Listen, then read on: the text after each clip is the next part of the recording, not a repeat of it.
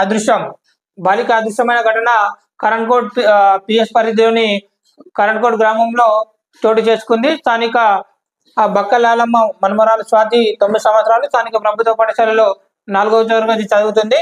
బాలిక తల్లిదండ్రులు మృతి చెందడంతో అమ్మమ్మ సంరక్షణలో ఉంటుంది. ఈ నెల 22 సాయంత్రం 4 గంటలకు ప్రాంతంలో ఇంటి సమీపంలో కిరాణా దుకాణంలో ఉప్పు కొనుగోలుకు వెళ్ళి తిరిగి రాలేదు. గతంలో ఒకసారి ఇంటి నుంచి వెళ్ళి పెద్దెమ్ములోని బంధువుల ఇంటికి వెళ్ళి తిరిగి వచ్చింది.